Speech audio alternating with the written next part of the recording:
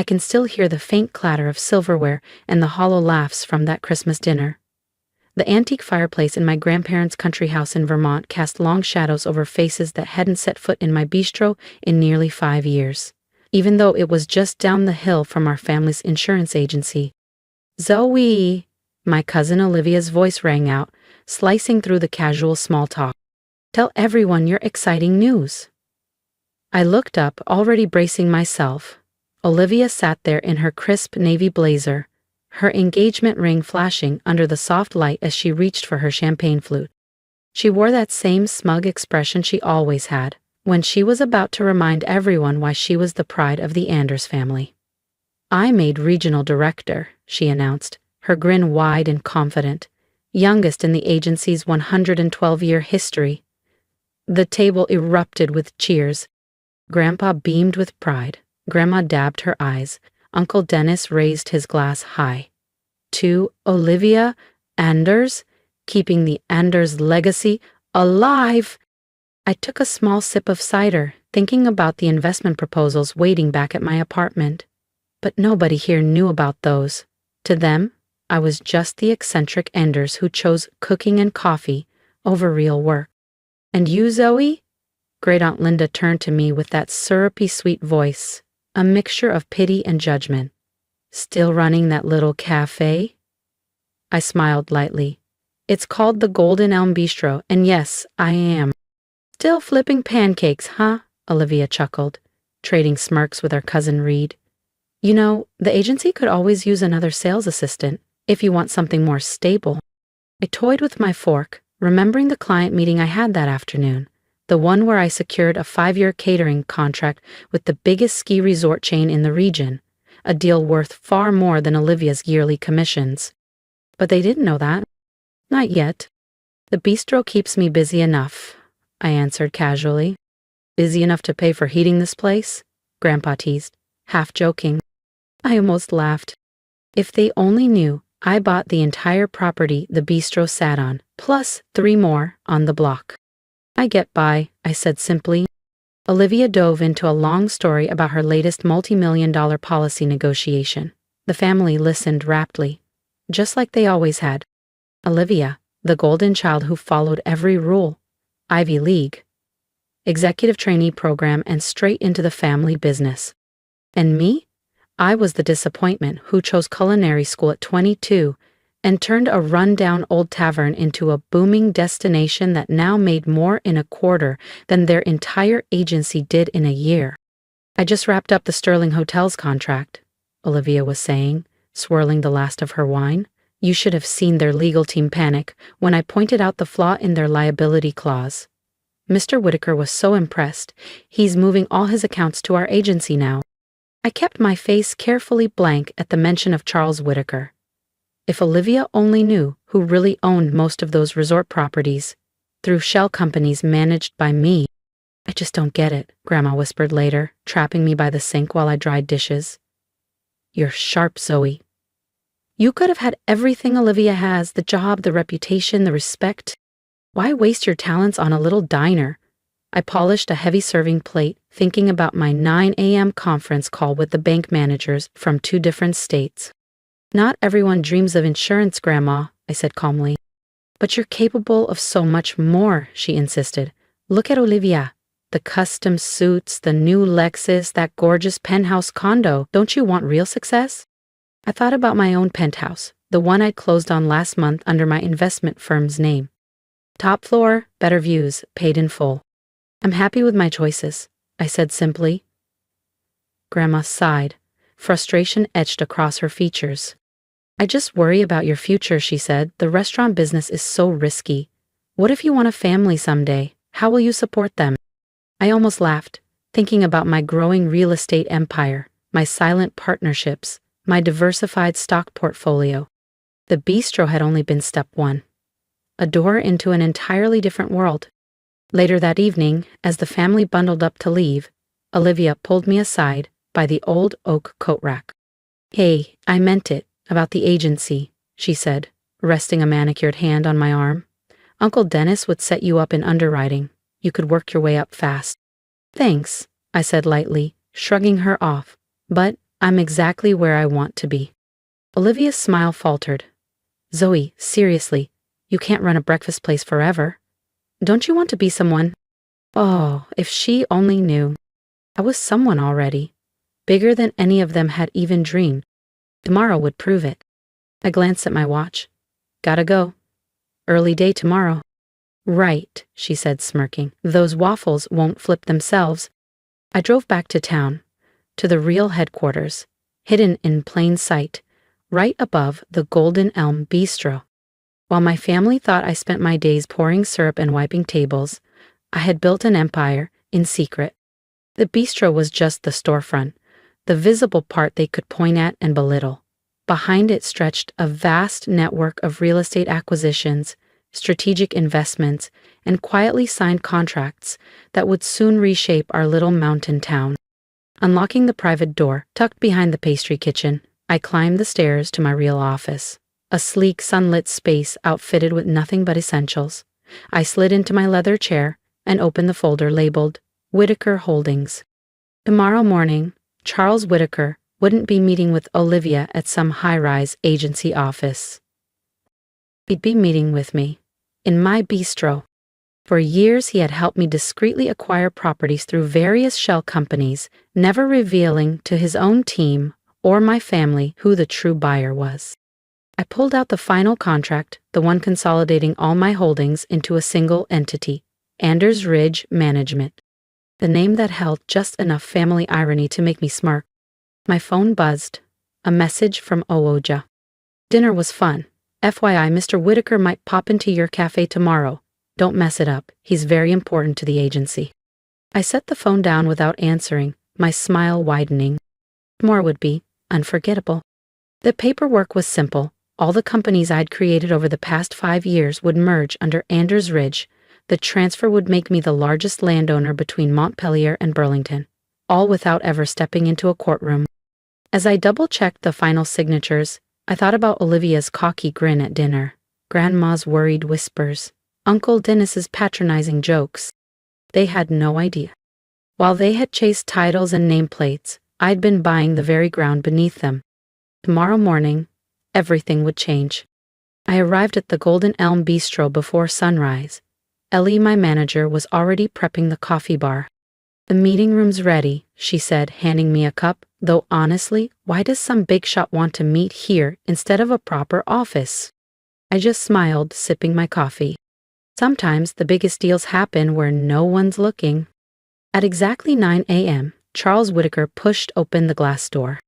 Despite being one of New England's most powerful developers, he wore simple jeans and a navy sweater. That's what I liked about Charles. No flashy show, just results. Morning, Miss Anders, he greeted, warmly. Then, a little louder. Could I get a cappuccino? I grinned, slipping behind the counter. It was a game we knew well, me, the cheerful small business owner, and him, the casual customer. Nobody had any idea we were about to sign a deal worth tens of millions, right, over coffee. As I frothed the milk, the front door chimed again. I glanced up to see Olivia striding in, leather briefcase in hand, her heels clicking against the wood floor. Mr. Whitaker, she called out, clearly startled to find him here. I wasn't expecting to see you this early. Charles accepted his cappuccino from me with a nod and a warm smile. Ah, Mr. Zenders, your cousin makes the best coffee in town. Would you care to join our meeting? Olivia hesitated, eyes darting between us. Meeting? Yes, he said smoothly. Regarding the Ridge Valley Development Project. He gestured to the private meeting room at the back. Shall we? I could see Olivia's mind spinning, trying to figure out why her most important client was having a meeting inside her cousin's little breakfast place. Still, she followed us, her curiosity outweighing her skepticism. The room was cozy but professional, sturdy oak table, comfortable chairs, soft ambient lighting. Only the small security camera tucked into the corner hinted that something bigger was about to happen. I'll need another witness, Charles said, pulling a thick folder from his briefcase. Perhaps your cousin could assist. Olivia's polished composure cracked for a split second.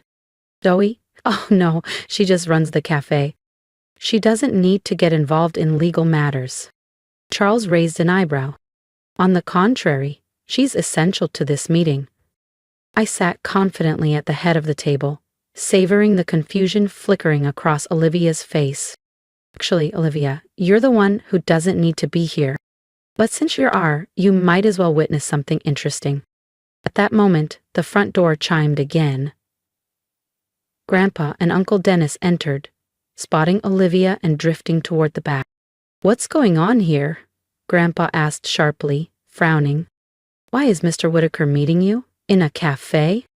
Before Olivia could answer, Charles stepped forward smoothly. "Actually, I invited everyone here. It seemed fitting to finalize these papers where it all began." "Where what began?" Olivia demanded. I opened my laptop and projected the presentation onto the mounted screen. The title slide glowed brightly, Anders Ridge Management Consolidation.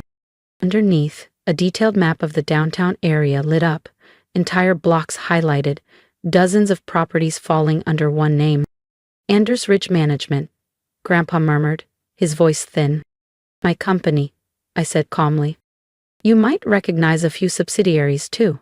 Golden Elm Properties, Ridge Valley Estates, Summit Holdings." Olivia sank into a chair, stunned as realization set in.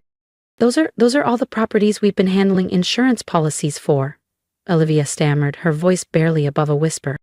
"The ones owned by Mr. Whitaker's investment groups." "Not exactly," Charles corrected her smoothly. "Those properties belong to your cousin? I've merely helped her acquire them, quietly, over the years."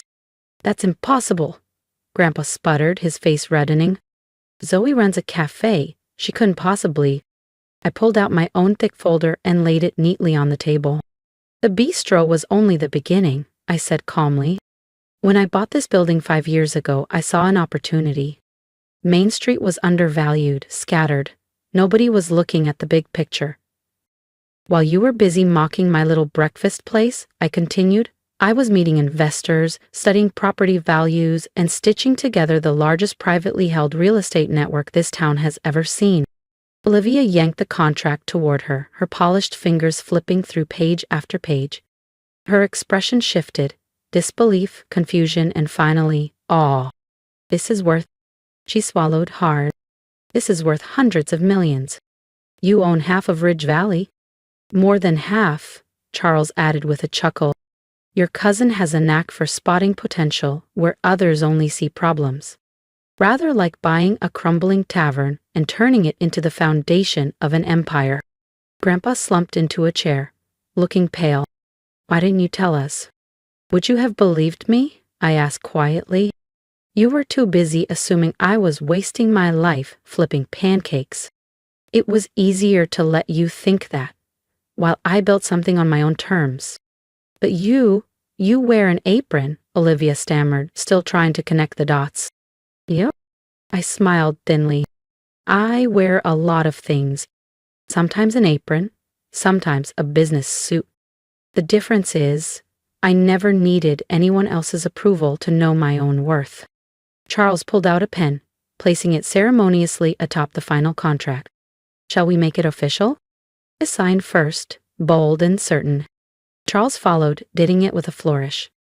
And just like that, Anders Ridge Management officially became the largest consolidated property owner in Ridge Valley.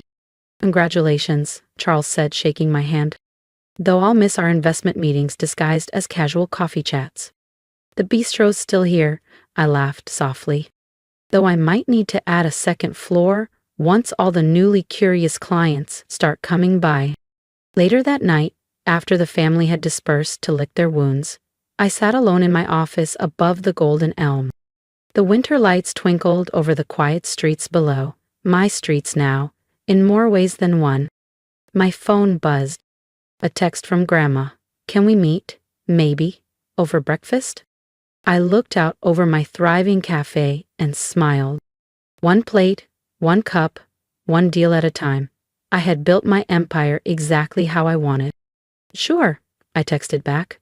"I know a great little spot downtown. The owner's doing pretty well these days, from what I hear. Sometimes success doesn't come wrapped in a corner office or a designer label. Sometimes it wears an apron, pours coffee, and quietly buys the whole block. And sometimes, the best revenge isn't about proving them wrong. It's about proving yourself right. I closed my laptop with a quiet snap and headed down the stairs. Tomorrow, the local papers would carry headlines about Anders Ridge Management's consolidation, and the whole town would know. But tonight, I still had a bistro to run. Because the best deals, the ones that change everything, don't happen in marble boardrooms. They happen right here, over a warm plate of pancakes, a strong cappuccino, and a silent certainty in who you are and what you're capable of building. If you've made it this far, I just want to say thank you. This story isn't just about me. It's about anyone who has ever been underestimated, overlooked, or cast aside because you didn't fit the mold someone else built for you. I would love to hear your thoughts in the comments. Have you ever been doubted? Mocked for dreaming differently? Share your story. Let's lift each other up and show the world that success doesn't have just one look, one path, or one timeline. If you feel a connection to my journey, leave a message. I would love to hear it. Your voice matters more than you think. And if there's one piece of advice I can leave you with, it's this. Don't waste your energy trying to prove your worth to people who refuse to see it. Build it quietly.